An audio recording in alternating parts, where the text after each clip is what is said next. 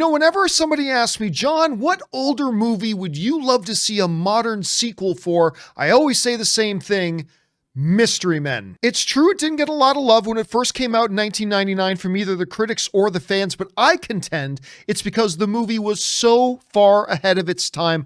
I love this movie and think it's absolutely hilarious. Now, I know a lot of you guys still haven't seen Mystery Men, so I put together this little walkthrough outline for you guys, so whenever you hear it come up in conversation, either from me or other people, you'll know what's being talked about and you'll be able to keep up. And hopefully once you watch this, you're going to want to go out and watch the whole movie for yourself. But for now, here is Mystery Men, the movie in 20. Okay, first the talent details. The movie was directed by Kinka Usher, who literally never directed a feature film either before or after Mystery Men, so you'll probably never hear his name again, which is a shame because I actually thought he did a really good job. It was written by Neil Cuthbert, who had written the 1993 film Hocus Pocus and only ever wrote the Eddie Murphy stink bomb The Adventures of Pluto Nash afterwards. His co-writer was Bob Burden, who had no other credits to his name either before or after Mystery Men. Now, our main core characters in Mystery Men are played by Ben Stiller as Roy, aka Mr. Furious, Hank Azaria as Jeff, aka the Blue Raja, and William H. Macy as Eddie, aka the Shoveler. The story of the movie sort of revolves around the three of them and the expanded team of the Mystery Men as the movie goes forward. The trio are also joined by Academy Award winner Geoffrey Rush as one of the greatest superhero movie villains of all time in Casanova Frankenstein. Greg Kinnear plays the world's greatest superhero, Captain Amazing, and the Mystery Men team is later filled out with Janine Garofalo as the Bowler, Kel Mitchell as the Invisible Boy, and Paul Reubens, yes, Pee Wee Herman himself, as the Spleen. Like I said, the core of the movie is Furious, Blue Raja, and Shoveler, who are a group of friends that dream of being great superheroes. The problem is, nobody takes them seriously, and more importantly, they don't actually have any powers. Roy just gets mad. Jeff, the Blue Raja, calls himself the master of silverware, and he literally just throws forks and spoons at people, not knives, because as he points out in the film, his name is Blue Raja, not Stab Man. And Eddie, the shoveler, literally just swings a shovel at people because, in his words, he shovels well. He shovels very well. The movie takes place in a slightly futuristic fictional city called Champion City. It opens at a senior citizens facility that is having some kind of elaborate ball, as seniors are apt to do, I suppose, when suddenly an evil gang arrives calling themselves the Red Eyes, who are there to steal the seniors' valuables. It is then that our main characters, Mr. Furious, Shoveler, and Blue Raja, arrive to foil the Red Eyes' evil plan. It predictably goes very badly for them as the Red Eyes start beating the living crap out of them. And this is when the real hero shows up. Captain Amazing, in his full hero suit covered in the logos of his sponsor companies, descends through the ceiling and promptly defeats all the Red Eye gang single-handedly in very short order. In the aftermath of the action, the guys are gathering themselves up to leave when they're stopped by a character named Doc Heller, played by Tom Waits, who introduces himself to them and tells them that he is a weapons designer. He gives the guys his card and tells them to contact him if they ever need a little something. Now, this is important as it comes into play a little bit later in the film. Meanwhile, Captain Amazing leaves the scene of the battle through a cheering crowd of reporters. This is where we find out that Captain Amazing has done his job so well in Champion City that there are almost no criminals left in the town. As a result, Amazing is starting to lose some of his sponsors. As Captain Amazing rides away in his limo with his publicist, he's reminded that without big fights against big villains, he simply can't make big news. And without big news, sponsorships dry up. Now, this is kind of the pivotal point in the movie when Captain Amazing, whose real name is Lance, comes up with the idea of getting his former arch nemesis out of jail just so he can battle him again for the publicity. The nefarious Casanova Frankenstein. From there, we cut to a criminally insane prison, think Arkham Asylum, where the 17th parole hearing of the infamous Casanova Frankenstein is being held. The parole board is about to deny parole for him again when Lance, Captain Amazing's secret identity, kind of think of a cross between Bruce Wayne and Clark Kent, like he's got the money and influence of Bruce Wayne, but he can't be recognized as Captain Amazing because he wears glasses like Clark Kent. That actually becomes a running joke in the movie. Anyway, Lance enters the room and tells the board of parole that he just had dinner with Captain Amazing, who recommends giving Casanova Frankenstein a second chance. And since the parole board trusts Captain Amazing so much, They agree to let him go, and Casanova Frankenstein is released. Meanwhile, Roy, Jeff, and Eddie are commiserating at a local diner over their humiliating defeat to the Red Eyes. Roy suggests that they need to hire a publicist to make a name for themselves, but Eddie and Jeff point out that there's really no point since they haven't been able to have any victories to publicize. As they leave the diner, Roy notices the notorious Tony C. and Tony P., the leaders of the criminal gang known as the Disco Boys, who have suddenly reappeared back in town. Roy decides to follow them and see what they're up to. He discovers that they go to Casanova Frankenstein's mansion to meet with the newly released crime lord. Casanova tells Tony to gather up all of his gangs for a meeting because he has something special planned. We then see Casanova click a button that triggers an explosion that destroys the entire criminally insane prison where he was just released from. Roy witnesses the explosion and then looks to the sky and sees Captain Amazing flying towards Casanova's place to confront him. When Captain Amazing enters Casanova's mansion, he tells Casanova that he's going back to prison for life this time.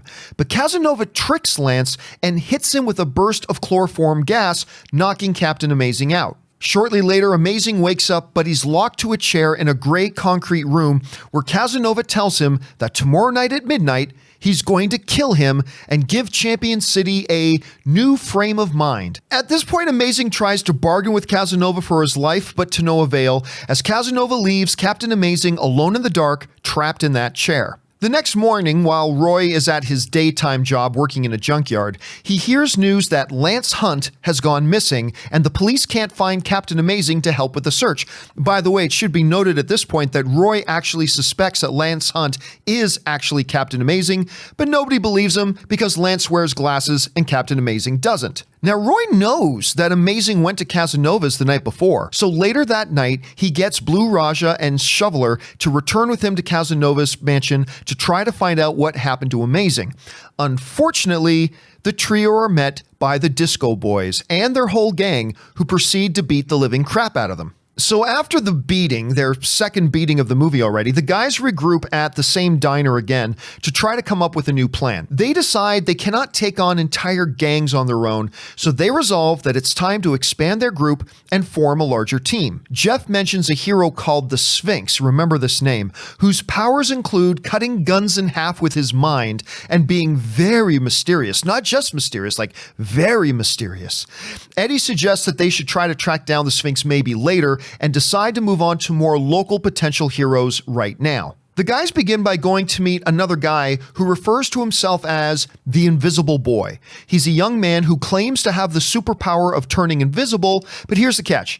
He can only turn invisible when nobody is looking at him. Now, Roy, aka Mr. Furious, is obviously skeptical, but due to his connections to other potential superheroes, the guys decide that Invisible Boy can join their group. The four of them then reconvene at the diner to discuss next steps and which other heroes they should approach to join their team when the Spleen enters. Yes, Pee Wee Herman has entered the chat. Despite trying not to be noticed by him because I guess he's sort of a social pariah, Spleen makes his way over to the group and tells them that he hears that they're looking for other heroes to join their group and that he wants in.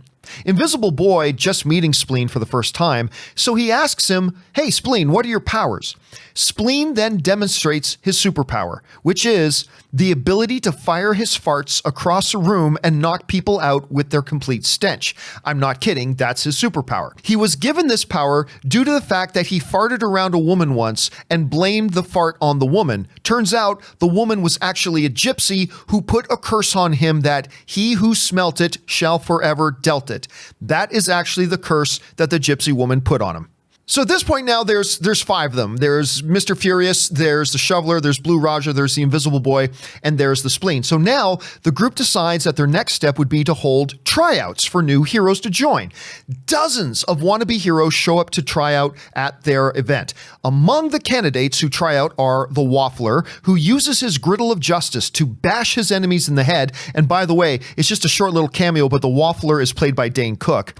Also, there's Pencilhead and his son of Pencilhead. Together, they erase crime. Now, what is cool here is that Pencilhead is actually actor Doug Jones, who you may know as Abe from Hellboy, Silver Surfer, and Captain Saru in Star Trek Discovery. So the tryouts for the guys are a complete bust, and after failing to find any promising recruits, Janine Garofalo, aka the Bowler, arrives late with her mystically empowered bowling ball, a ball with her dead father's skull in the middle of it. It's kind of helpful to think of her bowling ball as like Thor's hammer Mjolnir, like she can throw it and control it, it will return to her, it can do a lot of damage, all that sorts of good stuff. Anyway, she is a legacy superhero as she is the daughter of the former hero Carmine the Bowler, who suffered what the police called an accidental death when he fell down an elevator shaft onto some bullets. Now, Bowler is suspicious that it was an accident. No kidding. Anyway, seriously, one of the greatest lines in cinematic history. He died from an accident of falling down an elevator shaft onto some bullets. This movie is fantastic, ladies and gentlemen. With the team now assembled, the group spots Casanova's limo driving past them. Believing that he is responsible for Captain Amazing's disappearance, they follow him. The Tonys notice that they are being followed, and so Casanova has the limo stop as they confront the group. A battle breaks out where the Blue Raja skillfully throws a fork into the limo, bouncing it around until it lodges in the interior door lock mechanism, trapping the Tonys and Casanova in the car. Shoveler then uses his mighty shovel to bash the limo into a wreck, while Spleen unloads one of his potent farts into the car before they could roll the windows up, affecting everybody inside. Now, during the confrontation, one of the Tonys, played by Eddie Izzard, by the way, reveals that he is the one who murdered Carmine the Bowler. This becomes important later on in the movie. Having bashed the limo enough, the team jump back into Eddie's car and get away before the Tonys and Casanova could get out of the car and start shooting at them. So now we pick back up with the team in a bar celebrating their first victory, and they all get pretty hammered. When they leave the bar, they're confronted by all of the disco boys who track them down. And just as they're about to shoot and kill the team, all of their guns mysteriously get cut in half. Bewildered, the disco boys decide to beat it out of there, and when they do, out of the darkness emerges the Sphinx, the one they talked about a little bit earlier in the film. Now, having just saved their lives, Sphinx takes the team to a junkyard and tells them that they're not ready to face Casanova Frankenstein and all of his men. With the exception of Roy, they all ask Sphinx to teach them and to lead them. This leads us into a mini training montage, which obviously, any good movie has to have. However, Roy is frustrated with the lack of action and decides to leave, but he fails to convince any of the rest of the team to leave with him. Roy then departs on his own. Kind of upset at the loss of Roy, the team asks Sphinx what they should do, and the Sphinx tells them that their lack of manpower needs now to be replaced with firepower. It's in this moment that Eddie remembers Doc Heller from the very beginning of the movie, who is a weapons designer, and then decides to contact him. They find Doc Heller living in an abandoned amusement park. Heller tells them that he can give them weapons, but he only makes non-lethal weapons. He refuses to make anything deadly, but his stuff, like his tornado in a can, is very, very effective nonetheless. So at this point in the movie, we cut back to Roy, who's now on his own, alone, and he's gone back to the diner, and he talks to their regular waitress, played by the stunning Claire Forlani, who he's had a little bit of a crush on, apparently. He asks to walk her home after work and reveals that he really wishes he could just go back and rejoin his team, but he's afraid that he'd look silly, considering it doesn't really go with his Mr. Furious persona. Monica, that's the waitress, tells him that his friends like him for who he is, and they will accept him. Unbeknownst to Roy, though, members of the Disco Boys have been spying on him and now know about his crush on Monica, the waitress. So we cut back to the team loading up the car with their new weapons that they got from the dock, and they're getting ready to embark on their rescue mission of Captain Amazing. But before they leave, Roy arrives. He and Eddie, the shoveler, talk and decide that Roy should go with them on the mission. The team is back together again. Meanwhile, back at the mansion, Casanova has assembled all of the main gangs of Champion City to reveal his plans. The gangs include the frat boys, whose leader just happens to be a cameo by Michael Bay himself. I'm not kidding, it's really Michael Bay. Go check it out. Casanova tells them all that he's built a machine that will make the citizens of Champion City see things from a different point of view. A mobster asks, well, what about Captain Amazing? And he says he has something to show them. Now, while that meeting is going on in kind of like the main dining hall, the team breaks into the mansion and finds Captain Amazing still secured to the chair that we last saw him in. However, and this is where the movie takes a little bit of a twist, in the confusion of trying to free Captain Amazing from the chair, Blue Raja accidentally activates Casanova's device while Captain Amazing was still in the chair and ends up killing him. Captain Amazing is now dead. With Captain Amazing dead, the team decides to retreat from the mansion just before Casanova and his gangs all arrive in the room. However, Blue Raja accidentally drops one of his forks before leaving. Casanova finds the fork and knows it was the mystery men that had been there. Now, after retreating from the mansion, the team decides to go to Doc Heller's place to see if he knows what Casanova's machine, the one that killed Captain Amazing, was and what it actually does. Doc calls it a psychofractulator, I hope I'm saying that right, a machine that will fry the brains of everyone in Champion City if they don't stop him. The team decides the best thing to do is run, but the shoveler reminds them that they are the only chance the city has and that it's up to them to be the heroes that the city needs. Inspired by the shoveler's speech, they all decide to fight Casanova. They gather at the junkyard that Roy works at to convert an old military vehicle into an armored war wagon. The team then suits up into some new uniforms they made for themselves earlier in the film and do that, classic superhero team walk scene. It actually looks pretty good. Anyway, they board into the battle wagon and head off to assault Casanova's mansion. When they arrive, they bust right through the gate and proceed to drive the vehicle right through the front door of the mansion, all while the gangs are still partying inside, causing absolute chaos.